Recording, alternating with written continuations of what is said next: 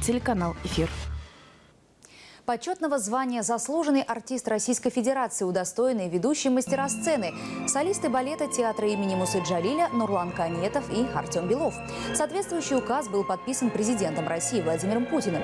Эти артисты давно завоевали любовь и уважение публики. Они участвуют во всех репертуарных спектаклях и привносят в них свой профессионализм и актерскую харизму. Недавно также были присуждены звания заслуженных артистов Татарстана сразу 6 солистам балетной труппы. На этой неделе стала известна программа 28-го международного фестиваля классического балета имени Рудольфа Нуриева, в которую войдут 7 спектаклей и 2 гала-концерта.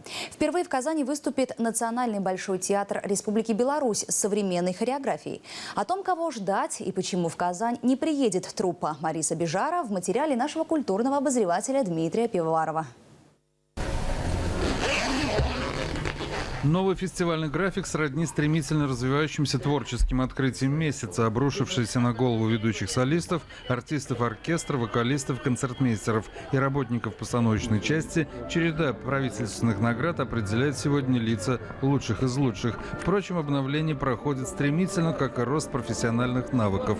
На этой неделе сразу несколько солистов вышли в дебютах драматического балета «Пер Гюнд». Для исполнителя титульной партии Антона Полдюка это и постижение новых психологических актерских красок. Это самая сильная мужская роль в нашем театре, потому что 2 акта, просто актер, солист Пер, он находится на сцене, у него и вариации, и монологи, и дуэты, то есть он практически вообще не уходит за кулисы.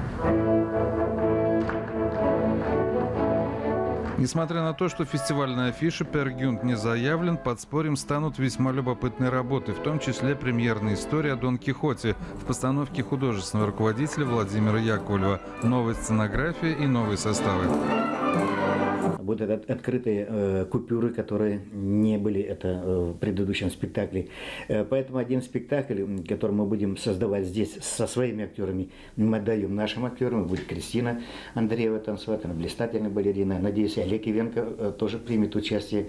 Вот. А второй спектакль мы предложили солистам Мариинского театра Ким Кимину и Новиковой. Переговоры с артистами ведутся и по сей день. Уже получено согласие от солистов Большого театра России Семена Чудина и Ольги Смирновой, Кристины Кретовой и Артема Овчаренко, Марианны Рышкиной, Дмитрия Соболевского из театра Станиславского и восходящей звезды Виктора Лебедева из Михайловского театра. Обычно такой деликатный торг это идет, то есть они называют свою сумму, мы какую-то там, естественно, называем в минус, да, и в конечном итоге приходим к какому-то, так сказать, решению. Но это всегда так было, независимо от данной ситуации. Но немножко, конечно, стало в этом отношении посложнее. Мы должны учитывать экономическую ситуацию, которая есть. Но видите, тем не менее, мы все-таки приглашаем целую балетную труппу Большого театра, столичного театра. О том, что такое белорусский театр оперы и балета, скажут мелодии и ритмы современных хореографов Валентина Елизарьева и Иржи Килиана. А вот труппа прославленного автора Мариса Бежара заявила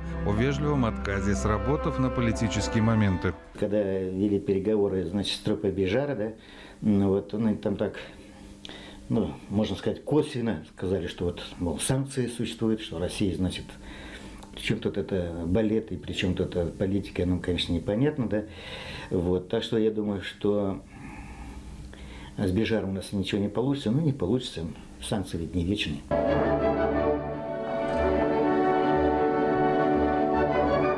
Сюжетные линии заявленных спектаклей, разумеется, хорошо знакомы, а вот новых артистов будем открывать впервые. Ведь что не новый выход, так это обязательно душой исполненный полет.